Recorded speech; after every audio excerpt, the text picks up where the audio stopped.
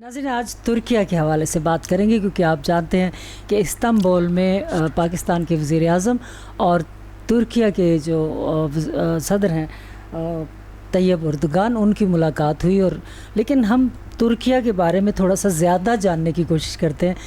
ये भी पुरानी तहज़ीब है, यानी 5000 से ज़ायद अरसे की तहज़ीब पर मुहित है। और उसके अलावा ये कि इसके बहुत सारे अदवार गुज़रे, जैसे यूनानी गुज़रा, रूमी गुज़रा, सल्जूकी गुज़रा, फिर सल्तनत उस्मानिया का दौर गुज़रा जो कि बहुत दूर तक 600 साल तक कायम रही और 3 बर्र-ए-आज़मों तक फैल गई थी। तो जदीद तुर्की का क़याम आया सल्तनत उस्मानिया के ख़त्म होने पे, यानी पहली जंग अज़ीम के बाद। फिर जदीद तुर्की का दौर आया जिसमें आप जानते हैं कि जैसे हमारे कायद-ए-आज़म हैं, इस तरह उनके मुस्तफ़ा कमाल अतातुर्क हैं। तो वो उसके बाद तुर्की जमहूरिया अपने सफ़र पर निकला। 12 जो है सदूर अब तक आ चुके हैं, जिसमें तैयब एर्दोगान 12वें सदर हैं। और मज़े की बात यह है कि ये वज़ीर आज़म भी रहे, उसके बाद अब ये सदर भी हैं।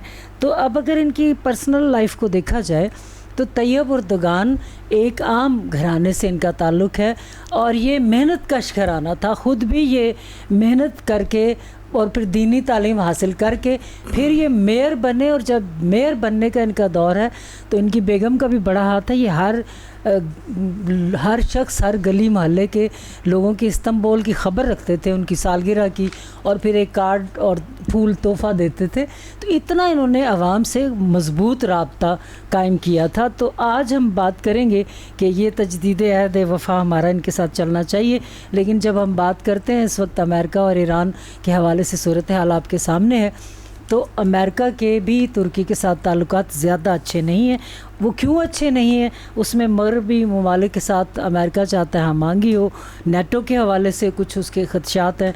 फिर ये कि मुश्तरका सिक्योरिटी के मफादात को अमेरिका बड़ी अहमियत देता है। और अमेरिका रूस से जब इन्होंने दिफाई मामलात तय किए तो अमेरिका पीछे हट गया और उसने पाबंदियां भी लगा दी। इसके अलावा शाम के हवाले से भी इनके दरमियान इख्तलाफ मौजूद है कि वहाँ कुर्द हैं और जो अमेरिका है वो शाम के कुर्दों की फ़ेवर में है, जबकि ये लोग, इनमें से तुर्किया के कुछ लोगों के ये ख़दशात हैं कि कुर्द जो हैं वो हमारे ख़िलाफ़ चलते हैं।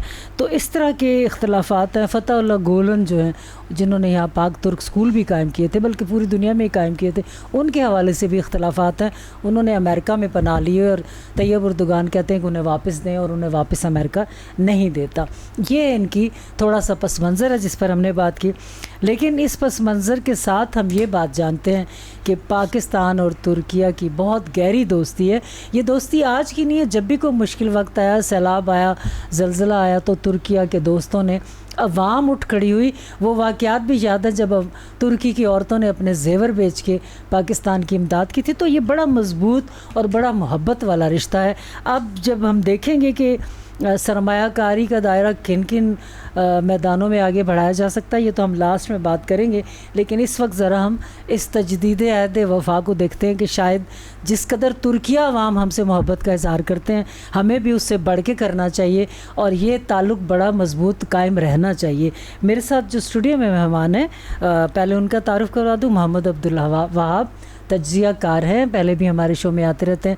वहाब, आपको वेलकम कहते हैं। बहुत शुक्रिया। हमारे साथ जो टेलीफोन लाइन पर मौजूद हैं, नवाए वक्त के साबिक रेजिडेंट एडिटर हैं, सीनियर सहाफ़ी हैं, कॉलम निगार हैं, जावेद सदीक हमारे साथ हैं। जावेद सदीक, आपको भी वेलकम कहते हैं।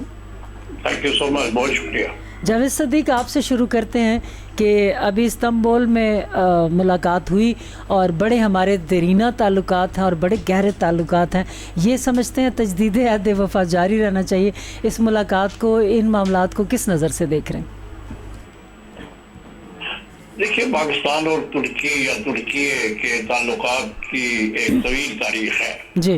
और आपको याद है कि खिलाफत मूवमेंट जो है जी, जब हिंदुस्तान में चली तो हमारे लोगों ने, हमारी ख़वातीन ने, मुसलमान ख़वातीन जो बड़े सगीर की थी, उन्होंने अपने ज़ेवरात, अपनी जमा पूंजी, लोगों ने वाज़हाना तौर पर खिलाफत की मूवमेंट को और खिलाफत की बका के लिए, उसके तहफ़्फ़ुज़ के लिए دے دی جی اور ہمارے جو خلافت موومنٹ کے اس وقت لیڈر تھے انہوں نے بہت اس میں کلیدی کردار ادا کیا. جی تو ایک تو وہ ہے, اور ترکی ظاہر ہے ترکیہ کے لوگ جو ہے وہ ہماری اس جو روایتی محبت اور عقیدت ہے ترکی کے ساتھ اور خلافت کے ساتھ اور خلافت عثمانیہ کے ساتھ, جس کو کہ ایک سازش کے ذریعے تر بتر کیا گیا, جی وہ بہت طویل ہے. تو پاکستان کے لوگ اور ترکی کے لوگ وہ ہمیشہ سے کہتے ہیں کہ ہمارے دل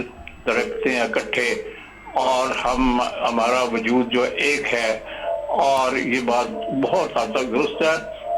میں ترکی بھی گیا ہوں, دیکھا ہے, وہاں ملے ہیں لوگوں سے, تو ان کے اندر ایک پاکستان کے لیے ایک بہت ہی اعلیٰ قسم کے اور عقیدت کے محبت کے جذبات پائے جاتے ہیں. جی اور اسی طرح پاکستانی بھی اپنی ترک بھائیوں کو ہمیشہ سے اپنے دل کے قریب سمجھتے ہیں. تو یہ جو ملاقات ہے اس کو دیکھا جائے تو تمام تر جو داخلی تبدیلیاں رونما ہوئی ہیں ترکی کے اندر, اردوغان صاحب آئے ہیں اور وہ گزشتہ کئی دہائیوں, ایک دہائی سے زیادہ ہو گیا ان کو وہاں پر اقتدار میں, اور انہوں نے ریفارمز بھی کیے ہیں. انہوں نے وہاں پہ اسلامی نظام کو, ترکی کا اسلامی تشخص جو ہے اس کو بھی ابھارا ہے.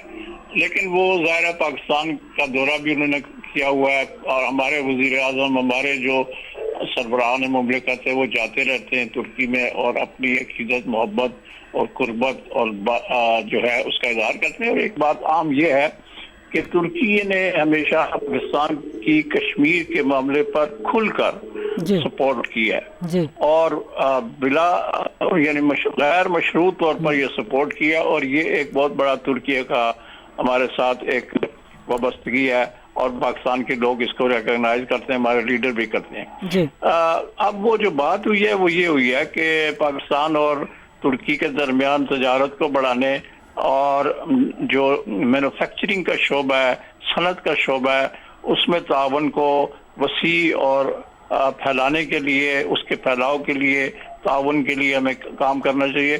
فی الحال تو کہا گیا کہ $5 بلین تک ہم اس کو لے جائیں گے, لیکن میں سمجھتا ہوں کہ ترکی اور پاکستان کے درمیان تجارت میں, امپورٹ ایکسپورٹ کے اندر خاص طور پہ صنعت کے شعبہ میں, زراعت کے شعبہ میں بہت ہی بڑے امکانات ہیں کہ ہم اس تجارت کو, باہمی تجارت کو اور انویسٹمنٹ جو ہے ترکی کی اگر پاکستان میں آتی ہے اس سے پاکستان کی صنعت کو بہت بڑا فائدہ ہوگا, اور یہ $10, $12, $15 بلین تک بھی جا سکتی ہے. ترکی کی یہ ہے کہ وہ ایک عظیم طاقتوں میں شامل تھی. جب اس نے پہلی جنگ عظیم میں حصہ لیا جرمنی اور اٹلی کے ساتھ مل کے, تو اس سے پہلے جو ہماری ترکی کی سلطنت عثمانیہ وہ ایک بڑی طاقت تھی, اور 3 بر اعظموں میں ان کی حکومت تھی. جی جی بالکل. تو ان کا بڑا انفلوئنس ہے, اور ان کا جو انڈسٹریل بیس ہے وہ بھی بڑا مضبوط ہے. تو میں سمجھتا ہوں کہ اور ان کی دفاعی صنعت بھی کافی ایڈوانسڈ ہے, اور وہ نیٹو کا ممبر ہے, اور ابھی صدر ٹرمپ نے کہا ہے کہ وہ ترکی کو F-35 طیارے جو ہیں وہ دینے پر غور کر رہے ہیں. اچھا جاوید صاحب, میں ایک بات پوچھنا چاہ رہی ہوں کہ آپ کچھ دیر ہمارے ساتھ رہ سکتے ہیں نا؟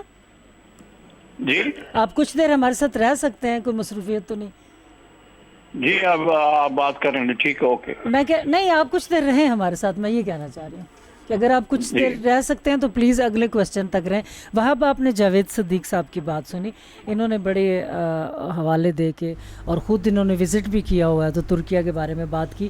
ابھی آپ کا کیا خیال ہے, جو ابھی دیکھ رہے ہیں یہ وزٹ ہوا ہے اور یہ ہماری ان سے بڑی گہری محبت ہے, اس کو آپ کس نظر سے دیکھتے ہیں؟ پھر ہم جاوید صدیق صاحب کی طرف آئیں. سب سے پہلے تو بہت شکریہ آپ کو لانے کا. دیکھیں, جب ہم ترکی کی بات کرتے ہیں عائشہ, تو ہم ایک ایسی تہذیب کی, ایک ایسی ڈائناسٹی کی بات کرتے ہیں کہ جس میں سلطنت عثمانیہ 1299 سے لے کے 1922 تک 623 سال کا قریباً عرصہ بنتا ہے. یہ عثمانیہ سلطنت تھی جس کی جس طرح جاوید صاحب نے کہا کہ دنیا کے ایک بڑے حصے پہ حکومت پھیلی ہوئی تھی. ہمارا جو حرمین شریفین ہیں اس کے بھی یہی لک آفٹر کرتے تھے اس کو بھی. اچھا اب اس کی ایک جو جغرافی ہے نا وہ بڑی ٹپکل ہے. اس کا ایک پارٹ یورپ میں ہے, ایک پارٹ اس کا ایشیا میں ہے. اچھا میرا 3 4 5 6 دفعہ جانے کا ترکیہ اتفاق ہوا. اب یقین کریں ہماری طرح کے لوگ ہیں, بالکل ہماری طرح کے محبت کرنے والے, ہماری طرح کے جذباتی, ہماری طرح کے ملنسار مہماندار, ہماری طرح کے جھگڑالو, دونوں بالکل آپس میں ایک ایسے جذباتی, مذہبی, ثقافتی رشتے میں منسلک ہیں جو ایک طرح اٹوٹ ہے. اور ابھی سے نہیں, بہت عرصے سے. بہت زبردست بات کی جاوید صاحب نے 1920 میں, جب مسلمان خواتین نے, مسلمانوں نے بھرپور ساتھ دیا کہ سلطنت عثمانیہ کے حصے برقرار نہ کیے جائیں.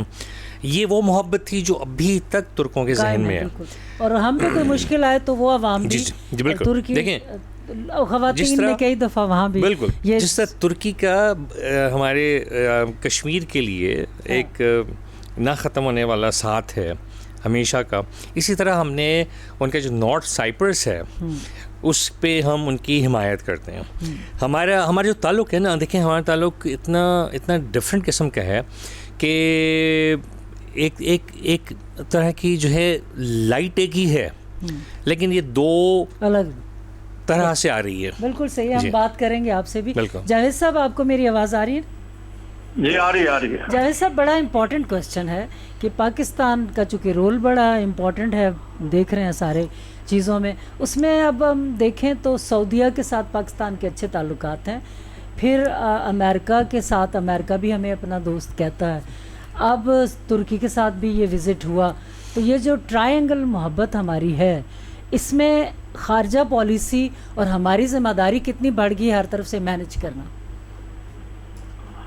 دیکھیے پاکستان کی جو خارجہ پالیسی ہے وہ ایک دور میں تو ہم بہت زیادہ مغرب کی طرف جھکاؤ تھا, اور آپ کو یہ پتہ ہی ہے کہ ہمارے پہلے وزیر اعظم لیاقت علی خان جو ہے انہوں نے ایک بڑی زبردست ایک ڈپلومیٹک چال چل کے, کیونکہ ان کا خیال تھا کہ امریکہ ہماری طرف توجہ نہیں دے رہا, تو انہوں نے, یہ بڑا مشہور تاریخی واقعہ ہے کہ انہوں نے پاکستان کے سفیر کو جو اس وقت تہران میں تھے ان سے کہا کہ امریکہ ہماری طرف متوجہ نہیں ہو رہا, بھارت ہمیں دھمکیاں دے رہا ہے, ہماری سیکورٹی کو خطرات ہیں, ہمارے پاس اسلحہ نہیں ہے, اور ہندوستان نے اس تقسیم کے وقت جو ملٹری ایسٹس تھے یا اثاثے تھے جو پاکستان کو ملنا چاہیے تھے وہ نہیں مل رہے تھے.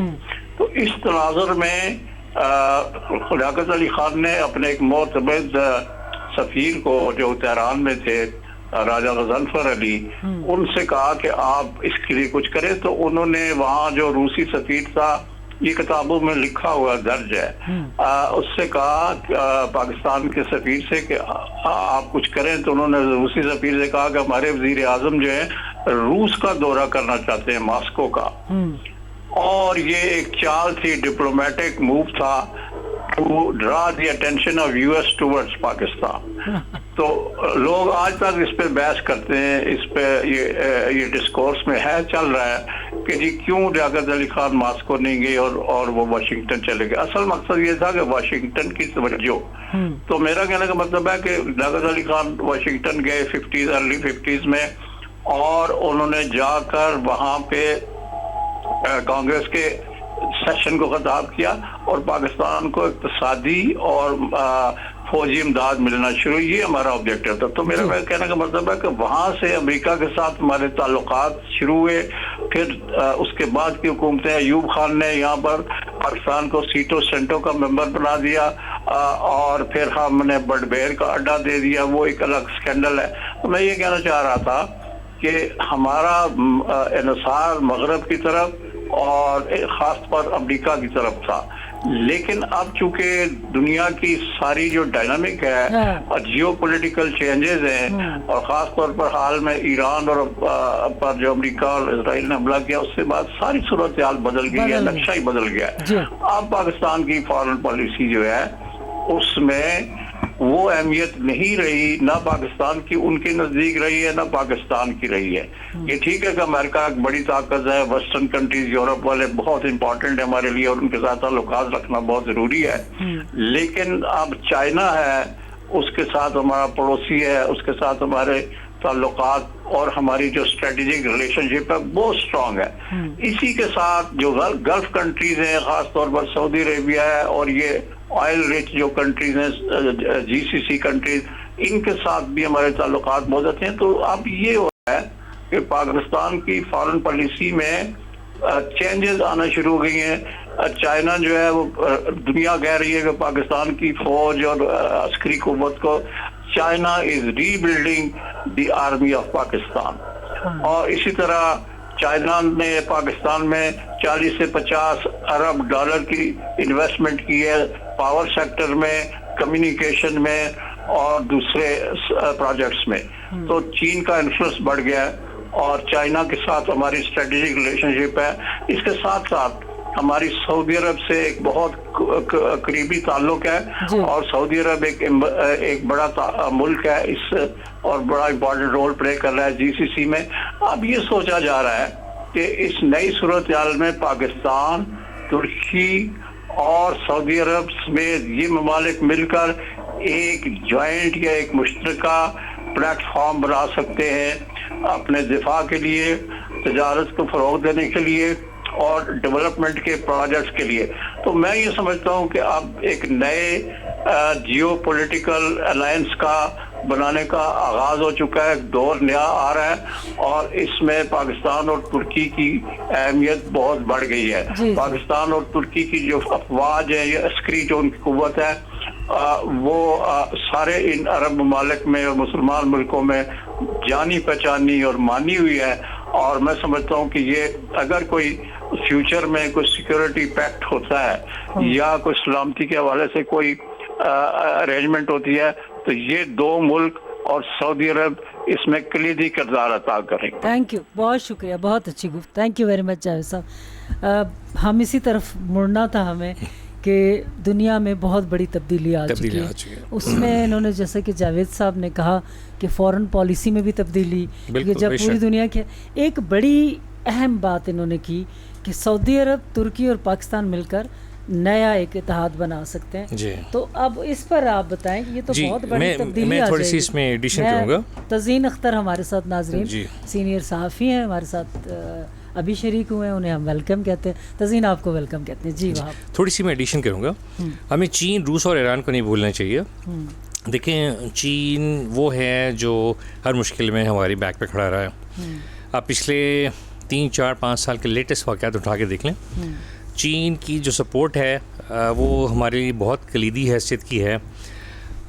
تھوڑا سا میں کہوں گا کہ جو ہم پچھلے 3 4 ممالک کا ذکر کر چکے ہیں، یہ جو بات ہے نا سعودی عرب، ترکی اور پاکستان کا، انہوں نے کہا کہ ایسا اتحاد ہو سکتا ہے کہ وہ مل کر آئندہ چیزیں، کیونکہ سعودی عرب اور ترکیہ کا آپس میں اتحاد ہونا کہ وہ کئی طرح کے پروجیکٹس کریں یا کوئی ایگریمنٹس کریں، یہ ایک نئی مشکل صورتحال ہے نا.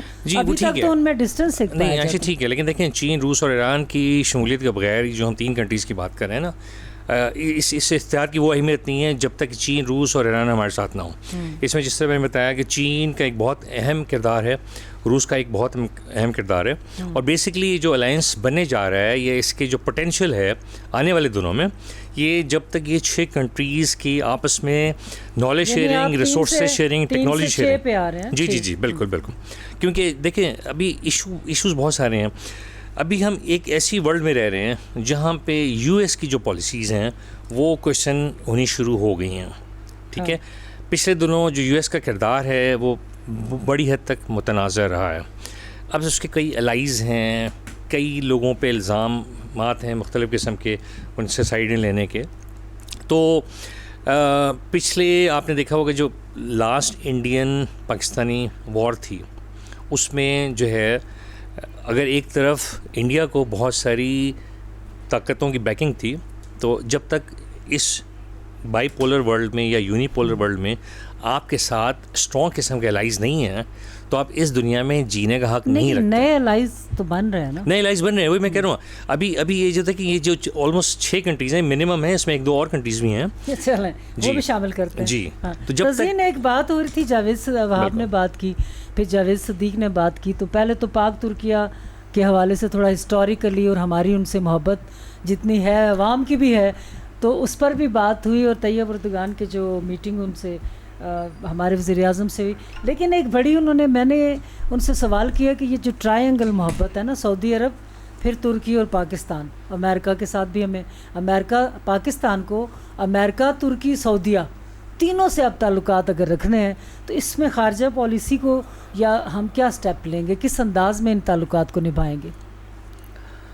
یہ بہت جامع سوال ہے اور اس کا جواب جو ہے نا اس کو سمیٹنا بڑا مشکل ہوگا میرے لیے, لیکن میں کوشش کرتا ہوں. جی دیکھیں, جو آپ کو یاد ہوگا چین میں موجودہ جو وزیر خارجہ ہیں چین کے وانگ یی صاحب, انہوں نے اس وقت کے, یہ 4-5 سال پہلے کی بات ہے, سعودی عرب اور ایران کے اس وقت کے وزرائے خارجہ کو انوائٹ کیا تھا بیجنگ میں, اور ان کی آپس میں ایک انڈرسٹینڈنگ پیدا کی تھی.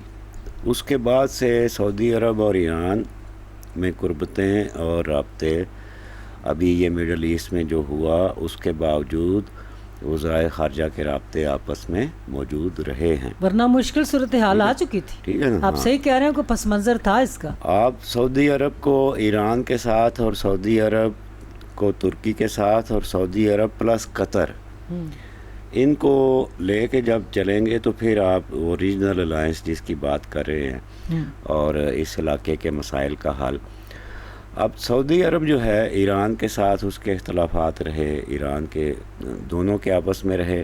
قطر جو ہے اس کا بلاکیڈ کیے رکھا سعودی عرب نے کافی عرصے تک, اور قطر نے مختلف لائن لی کافی برسوں سے سعودی عرب کے حوالے سے. قطر ایران کے نزدیک رہا. ابھی جو ترکی اور سعودی عرب ہے اس کو آپ اگر سلطنت عثمانیہ کے آخری برسوں کے حوالے سے دیکھیں تو سلطنت عثمانیہ کے زوال میں جو اندرونی غداری کی وہ عربوں نے کی, جو سعودی عرب کے بنیادی حکمران ہیں. لیکن چونکہ اب وہ کافی پرانی بات ہو گئی ہے اور اب بہرحال ہم مسلمان ہیں اور ایک خطے میں واقع ہیں اور ہمارے مفادات جو ہیں وہ اب مشترک ہونے جا رہے ہیں, تھوڑا سا تبدیل بھی ہے, سوچ بھی ہے.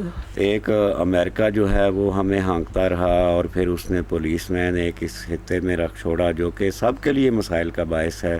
اس لیے اب پاکستان, ایران, سعودی عرب, ترکی, قطر, مصر یہ سارے قریب آ رہے ہیں اور ایک ریجنل الائنس کی بات جو ہے وہ ہو رہی ہے. مڈل ایسٹ کے پورے کرائسس میں بھی پاکستان, مصر, سعودی عرب, ترکی کے وزرائے خارجہ متحرک رہے, اجلاس ہوتے رہے ان کے, اور ان سب کی بدولت ہم ایک ایسے نتیجے پہ پہنچے کہ جب ٹرمپ صاحب کو باتیں ماننا پڑی, ان کو احکامات جاری کرنے انہوں نے چھوڑے, اور پھر ایران جو ہے وہ اس میں سرخرو ہو کے سامنے آیا. تو یہ اب ایک فضا ایسی ہے. پزشکیان صاحب ابھی چند روز پہلے پاکستان میں تھے, اس میں انہوں نے بات کی ہے ریجنل الائنس کی. تو میں سمجھتا ہوں کہ اب اس کو آپ اس میں بھی دیکھیں نا کہ ٹرمپ صاحب $500 ملین کے لے کے گئے پیکیج سعودی عرب سے, قطر سے, یو اے ای سے, ٹھیک ہے, اور یو اے ای کو بھی ہم الگ سے دیکھیں گے ابھی.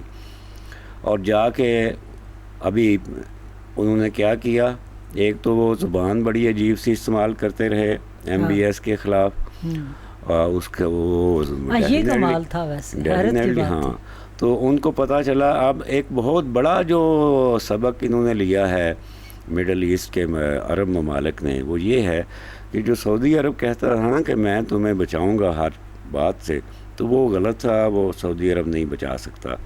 اور ایران کی انہوں نے ریزیلینس بھی دیکھ لی, صلاحیت بھی دیکھ لی. تو اب میں سمجھتا ہوں کہ یہ ایک الائنس جو ہے یہ بہت جلد بن سکتا ہے، کیونکہ انڈرسٹینڈنگ سب کے درمیان موجود ہے. ہمارے وزیر اعظم ابھی تہران گئے پہلے اور تدفین میں شرکت کی، اور پھر آگے وہ ترکی گئے. ٹھیک ہے، یقیناً اب الگ الگ باتیں نہیں ہو رہی، بائیلیٹرل بھی ہو رہی ہیں، لیکن اس پہ بھی بات ہو رہی ہے اعلیٰ سطح پہ. تو یہ بہت جلد ایک سامنے آ سکتی ہے صورتحال، اور یہ صحیح اس خطے کے استحکام کے لیے یہ جو الائنس ہے اس کی بنیاد آپ اس میں بھی دیکھ سکتے ہیں جو پاکستان اور سعودی عرب کے درمیان ایگریمنٹ ہو چکا ہے. اب سعودی عرب جو ہے اس کے اگر کچھ اختلافات برقرار بھی رہیں تو پاکستان کم از کم جو ہے ہمارا شروع سے ایک ملی ایک ہماری خارجہ پالیسی رہی ہے. ہم جو ہیں وہ سعودی عرب کو، ایران کو، ترکی کو، ہم ان کو جوڑ کے رکھنے میں اہم کردار ہم ادا کر سکتے ہیں. میں ابھی ایک اور اس کے بعد پھر ایک امپورٹنٹ کوشچن، یہ جو ابھی تزین نے بات کی کہ نئی تبدیل، جاوید صدیق بھی یہی بات کر چکے ہیں، اس کا مطلب ہے یہ تو کنفرم ہو گیا کہ یہ الائنس بھی نہیں بن سکتے ہیں، نئے اتحاد. لیکن یہ بہت بڑی ذمہ داری ہے پاکستان میں، ہمیں ظاہر ہے ایک اہم ترین کردار کی طرف بھی جا رہے ہیں اور معاملات بھی بڑے، تو اس میں خارجہ پالیسی اور سفارتکاری یہ دو ایسے شعبے ہیں جہاں بہت اہمیت ہے. وہاں کے بارے میں پاکستانی حکومت کو یا ہم سب کو اس وقت سوچنا اور کام کرنا، اور تاکہ بہترین طریقے سے آگے بڑھیں، یہ کتنا ضروری ہے جب کہ ہمارے اندرونی معاملات بھی بڑے گڑبڑ چل رہے ہیں. اکانومی مشکل سے ٹھیک ہونے کی طرف آتی ہے، پھر کچھ نہ کچھ ہو جاتا ہے. سیاسی استحکام پر بات کریں تو وہ بھی ابھی نہیں ہے تو اتنا. تو ایسے میں یہ دونوں چیزیں بڑی امپورٹنٹ ہیں، معاشی اور سیاسی استحکام، پھر خارجہ پالیسی اور سفارتکاری کو مضبوط رکھنا. خالی پرائم منسٹر تو بھاگتے نہیں رہیں گے تنے تنہا، یقیناً انہیں خارجہ، فارن افیئر، فارن پالیسی، پھر یہ سفارت، بہترین سفارتکاری کے لیے جس میں سفیر بھی سفارشی نہ ہو، صحیح کمٹمنٹ والے ہوں، صحیح لوگ، یہ ایک ذمہ داری پاکستان پر نہیں آ گئی؟ اچھا، بہت بھاری ذمہ داری ہے. دیکھیں، سب سے پہلے ہمیں اپنے گھر کے حالات فوری طور پہ درست کرنے کی طرف توجہ دینی پڑے گی.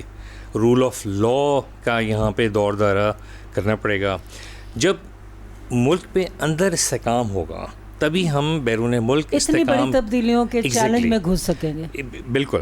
ہمیں جب بیرون ملک استحکام لانے کے لیے کوششیں کرنی ہیں اور ہم نے اپنے سفارتی ڈپلومیٹک کور جتنی ہے اس کو آن بورڈ لینا ہے. اسی کے ساتھ ہمارے جو پولیٹیشینز ہیں بیسکلی بنیادی طور پہ لیڈ رول انہوں نے پلے کرنا ہے نا. فارن جو آفس ہے بیسکلی اس نے تو ان کو فالو کرنا ہے جو گائیڈ لائنز ہیں.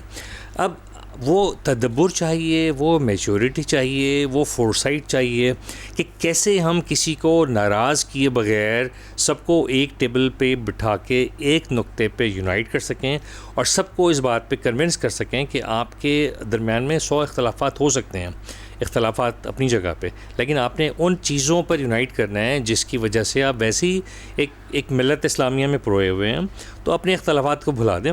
لیکن ساتھ میں ایک بات اور بھی کہوں گا، دیکھیے ہمیں جو ہے ہمارا اس وقت ہمارے جو دشمن ہیں ان سے بہت چوکنا رہنے کی ضرورت بھی ہے.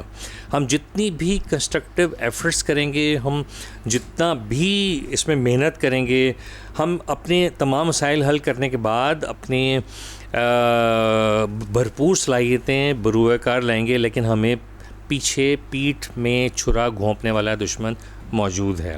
اگر میں صرف آپ سے ایک بات کہوں کہ پچھلے اس وقت تو خیر سویا ہوا ہے تھوڑا سا، نہیں اب انڈیا کو تو ہم تھوڑی دیر کے لیے سائڈ پہ کرتے تھے. دیکھیے، سوری ٹو سے کہ ہمارا جو ہے جو کچھ ایران میں ہوا ہے، جس میں پوری 3.5 کروڑ افراد نے جنازے میں شرکت کی ہے، لیکن کوئی بھی یہ بات نہیں کرتا کہ یہ دہشت گردی کی کس نے تھی، کس نے انکالڈ فار مکمل طور پہ کولڈ بلڈڈ مرڈرز میں کہوں گا ڈے لائٹ میں، جس کو مطلب کس نے لائسنس دیا امریکہ کو کہ جہاں چاہے وینزویلا کو صدر کو جا کے اٹھا لے، یہاں پہ جو ہے سینکڑوں لوگ مار دے، 200 اسکول کے معصوم بچیوں کو مار دے وہ، اور اس کے بعد پھر اپنے آپ کو چودھری بھی سمجھے اور دنیا کو ہیومن رائٹس کا بھی وہ کرے.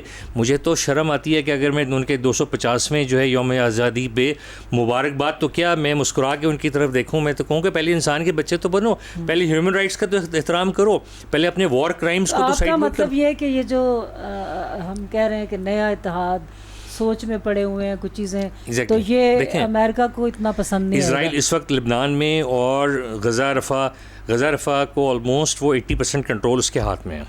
ٹھیک ہے, آپ کی جتنی امن کی کوششیں ہیں اور نہ چاہتے ہوئے بھی سعودی عرب کہہ رہا ہوں سوری امریکہ مجبور ہے کہ وہ کچھ نہ کچھ مسلمانوں کی طرف صلح کا ہاتھ. دیکھیں امریکہ پیچھے سے پیٹھ میں چھرا گھومتا ہے اور سامنے جو ہے صلح کی باتیں کرتا ہے. وہ تو خود کہتے ہیں نا ہماری دوستی اچھی ہے نا ہماری. وہ میں کہہ رہا ہوں نا, تو ہمیں بیسیکلی ان دو دشمنوں سے بہت زیادہ محتاط رہنے کی ضرورت ہے, کیونکہ ہماری جتنی کوششیں ہیں سبوتاژ اگر ہوں گی وہ سب سے پہلے یہ دو ہیں, تیسرا آپ کو تو پتہ ہی ہے ہمارے نیبر میں بیٹھا ہوا ہے. بالکل.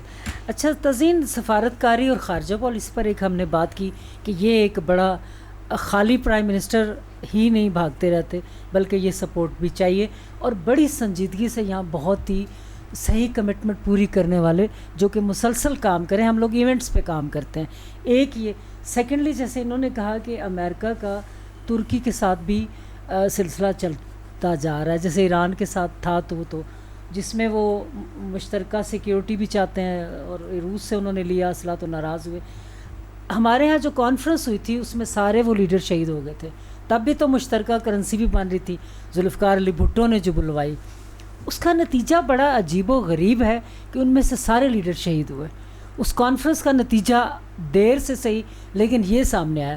ابھی پھر سے جو آپ بات کر رہے ہیں ساری, اس کے نتیجے کو کس طرح دیکھتے ہیں, کیونکہ امریکہ یا یورپ اس کو سکون سے نہیں دیکھ رہے جس قدر ان کی رسوائی ہوئی ہے ایران کے بارے میں.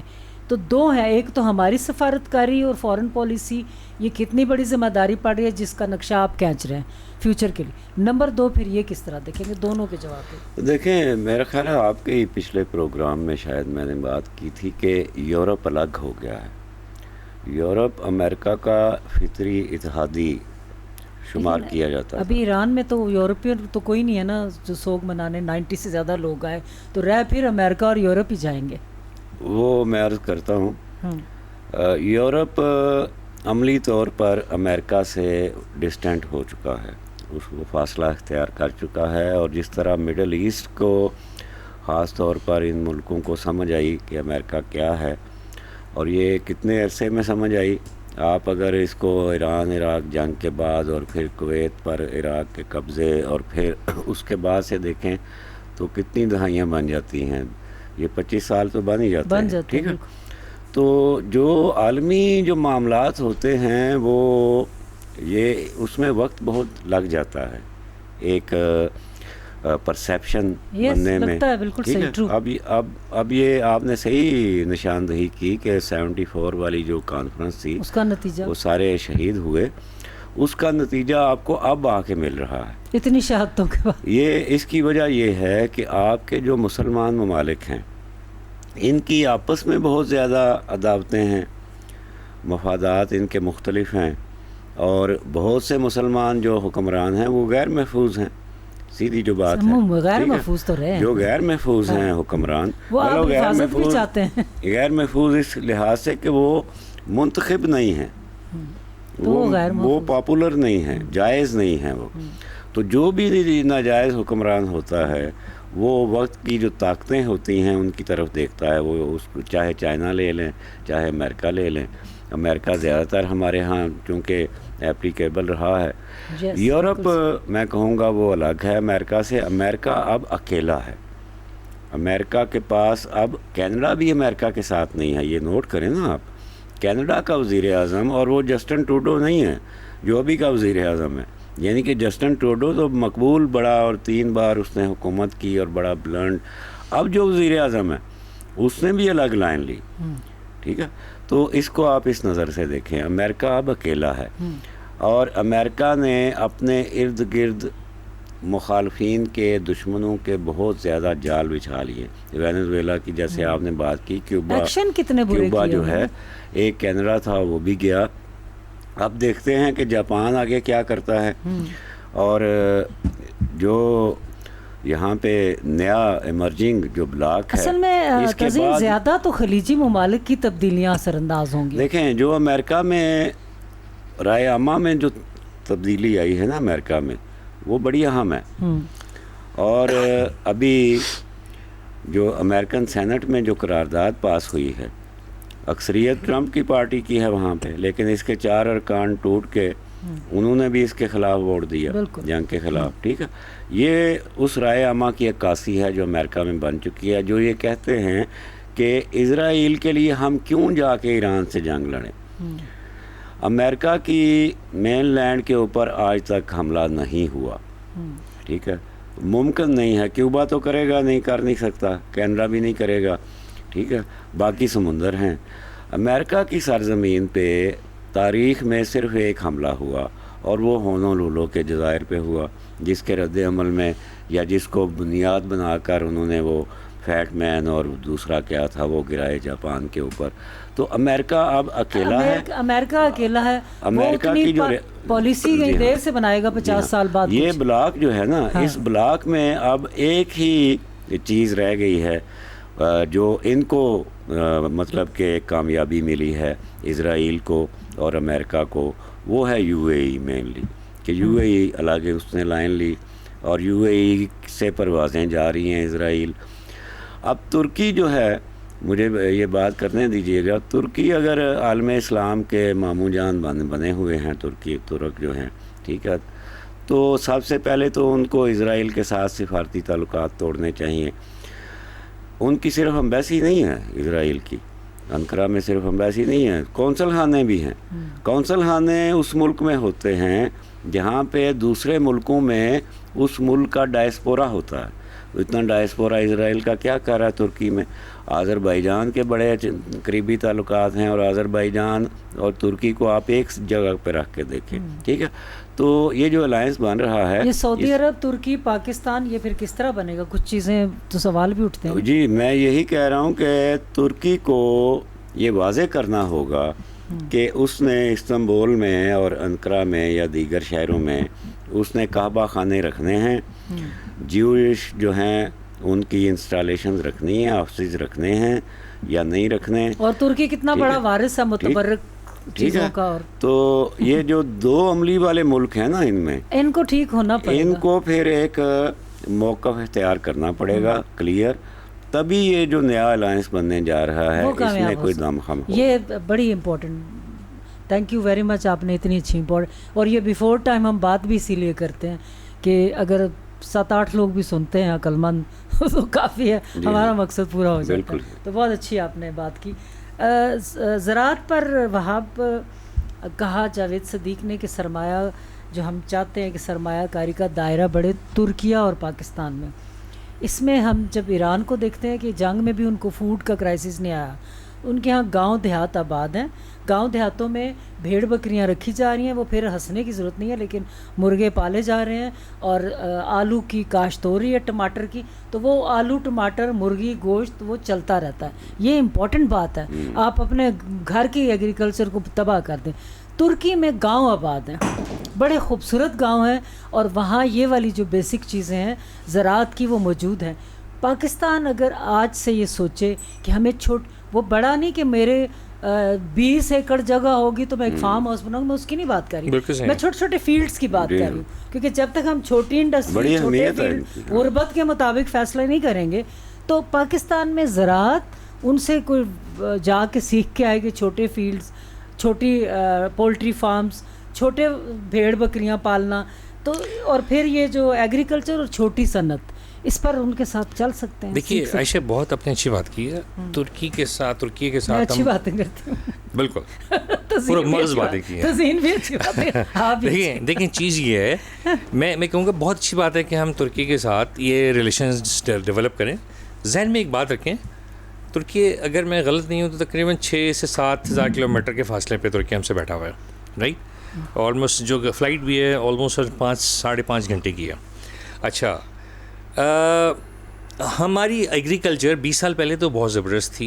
20 سے پہلے ہاں نہیں ابھی بھی ٹھیک ہے، لیکن ایشو سارے کے ساری ہماری جو پالیسیز ہیں نا وہ ایگریکلچر کے اگینسٹ ہیں. درخت ہم کاٹ دیتے ہیں، فصلیں کاٹ دیتے ہیں، پانی ہم ٹیوب ویل کے لیے سبسڈی دینی بند کر دی. ہم نے بجلی اتنی مہنگی کر دی کہ عام آدمی رو رہا ہے، بلک رہا ہے، کسان رو رہا ہے. تو میں کہہ رہی ہوں ان مسائل پہ حل کریں. میں کہہ رہا ہوں نا ان مسائل کو حل کرنے کا طریقہ کار کیا ہے.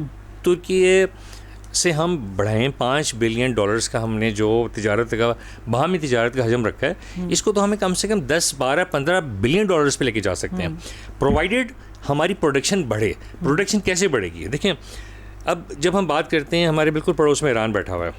ایران نے ہمیں بہت عرصے سے بجلی دینے کے لیے بات کر رہا ہے, پیٹرول دینے کے لیے بات کر رہا ہے, گیس دینے کے لیے بات کر رہا ہے, پائپ لائن بارڈر تک لے کر آیا ہوا ہے. امریکہ برا مناتا ہے. اب نہیں, امریکہ کیوں برا مناتا ہے؟ جب انڈیا کے, چین کے, ایران سے جتنے اکنامک ریلیشن شپس ہیں, تجارت ہے, اس پہ برا نہیں مناتا. تو یہ صاف ظاہر ہے کہ امریکہ ہمارا دشمن نمبر 1 ہے.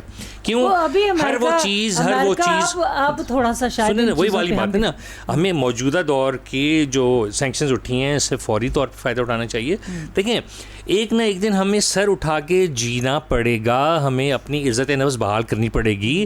ہم اپنے عوام کو اتنی شدید معاشی زبوں حالی اور دگرگوں صورتحال میں صرف اور صرف امریکہ کے وجہ سے ڈالا ہوا ہے. جب ہمیں دیکھیں ہمارے مسائل کیا ہیں. پیٹرول کی قیمت, پیٹرول ہم جو ہے ابھی آلموسٹ 297 روپے دے رہے ہیں, جبکہ وہ ہم ابھی بہت آرام سے 200 روپے دے سکتے تھے. بجلی ہمارے قابو سے باہر ہو چکی ہے. ایک گھر کا لاکھ روپے کا گرمیوں میں بل آ رہا ہے. گیس کے ہمارے مسائل ہیں, کراچی میں, لاہور میں ناشتے کے ٹائم پہ گیس نہیں ہے. اچھا سنیں, اس گرمی کے موسم میں ناشتے کے لیے لوگوں کے پاس پاکستان میں گیس موجود نہیں ہے. کہاں گئی گیس؟ کیوں نہیں آ رہی گیس؟ دیکھیں جو پیٹرول, میرے کہنے مقصد یہ ہے کہ جب ہمارے پاس بجلی ایسی ہوگی کہ ہم اپنی پروڈکشن بڑھا سکیں, گیس ان نرخوں پہ ہوگی کہ ہم مینوفیکچرنگ کر سکیں. ہماری جو بجلی ہے, بجلی سے ہمارے بے حساب مینوفیکچرنگ کے کام نکلتے ہیں. ہماری زراعت بجلی کے اوپر چل رہی ہے. ہمارے ٹیوب ویل جو کھیتوں میں پانی جا رہا ہے وہ ٹیوب ویل سے جاتا ہے. اب اگر ایک ٹیوب ویل پہ 2-2, 3-4, 5-5 لاکھ کا مہینے کا بل آئے گا تو کسان کھائے گا کیا, وہ کیا کہتے ہیں اسے, بیجے گا کیا؟ اور دوسرے الفاظ میں ہماری ہر چیز آؤٹ آف کنٹرول. 3 فیکٹرز, بجلی, گیس, پیٹرول, اور یہ تینوں ہمیں ایران نہایت آسان, بہت کم قیمت پہ دے دیں, لیکن تیار ہے, عرصے شور مچا رہا ہے. تو ہمارے پاس ایک ہی حل ہے, ہم ترکی سے ہماری تجارت بہت بڑھ سکتی ہے.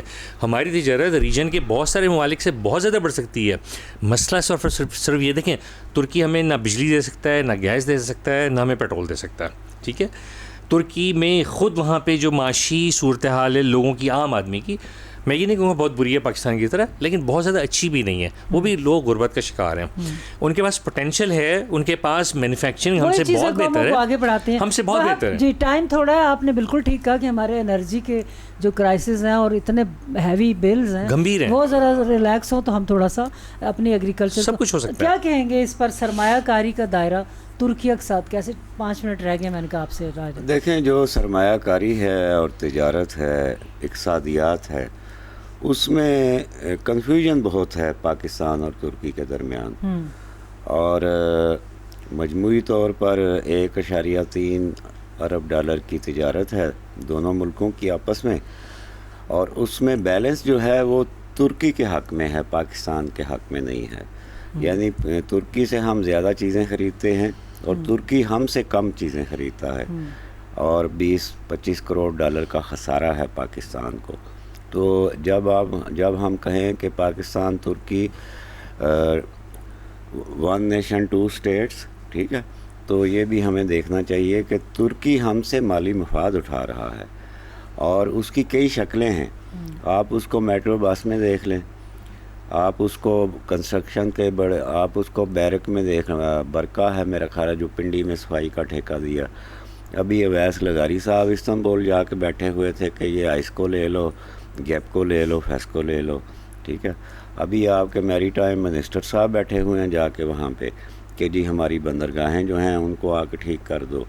تو پہلے تو یہ طے کہ $1.5 ارب کا کانٹریکٹ ہے ترکی کے ساتھ کہ وہ ہمیں 4 بحری جنگی جہاز بنا کے دے گا, PNS بابر, PNS بدر, PNS خیبر, PNS طارق, اور اس میں 2 یا 3 آ چکے ہیں. تو سب سے پہلے تو یہ طے کیا جائے کہ یہ بھی پروجیکٹ جو ہیں یہ اس میں سرمایہ کاری میں اور ٹریڈ میں آتے ہیں یا نہیں. تو جو گیپ ہے وہ کیسے فل ہوگا, ترکی پاکستان سے کیا خریدے گا, اور کیا ترکی خریدنا چاہتا بھی ہے, اور جو بارٹر PTA ہوا آپ کا 2023 میں، اس میں یہ مین چیز یہ تھی کہ مال کے بدلے مال، اور یا پھر جو اپنی کرنسی میں تجارت جو ہے، ٹھیک ہے، وہ اس پہ کب عمل درآمد ہوتا ہے. اگر ترکی اس کے حوالے سے مستعدی نہیں دکھاتا تو ہم ان نعروں کو لے کے زیادہ عرصہ چل نہیں سکتے، کیونکہ اتنا اب ترکی کا یہاں پہ ہو گیا ہے. ہمارے آپ تعلیم کو دیکھ لیں نا، ہمارے اسٹوڈنٹس جو ہیں ان کو اب ترکی اسی طرح ڈیل کر رہا ہے جیسے جرمنی ڈیل کرتا ہے. کلاسیں شروع ہو جاتی ہیں اور وہ اپوائنٹمنٹ نہیں آتی، ویزا نہیں ملتا، اور وہاں پہ اب ترکی میں بھی یہ کلچر ہو گیا، وہ گن شاٹس والا. تعلیمی اداروں میں 2 واقعات ہو چکے ہیں. ایک انہوں نے بہت بڑی یونیورسٹی تھی، وہ ایک ایگزیکٹو آرڈر سے بند کر دی انہوں نے.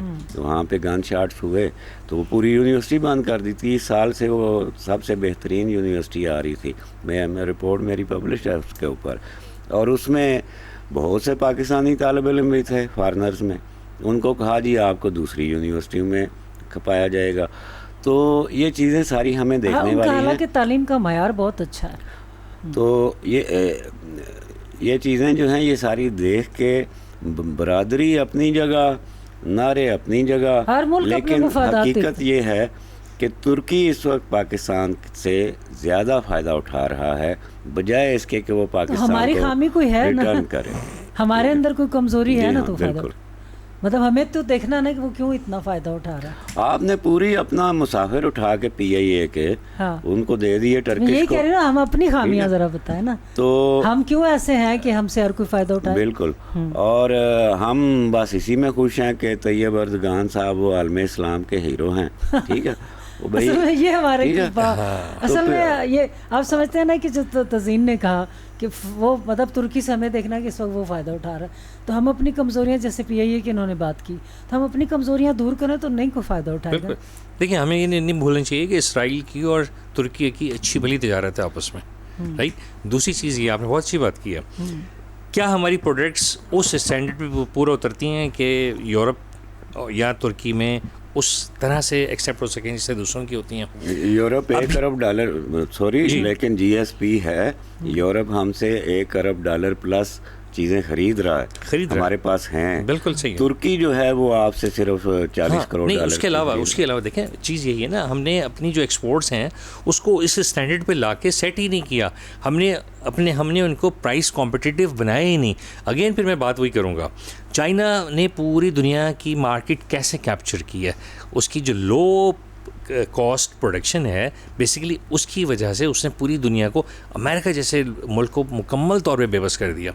اب چیز یہی ہے نا، جب ہماری ایک فیکٹری ہے، اس فیکٹری کی بجلی اتنی مہنگی ہے کہ آگے جب پر یونٹ پروڈکشن کاسٹ نکالتے ہیں تو کمپٹیٹیو ہے ہی نہیں.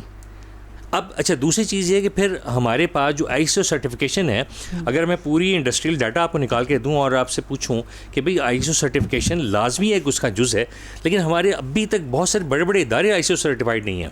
اب وہ جب ایکسپورٹ کی طرف جاتے ہیں تو پتہ لگتا ہے ان کا مال ویسے ریجیکٹ ہو جاتا ہے، کہتے ہیں اب تو ISO سرٹیفائڈ ہے ہی نہیں. کوالٹی بھی بہتر کرنی چاہیے. وہی بات. ناظرین، پاک ترک دوستی اور پھر ملاقات پرائم منسٹر کی طیب اردگان سے، اور پھر سرمایہ کاری کو دائرہ بڑھانے کی بات ہوئی.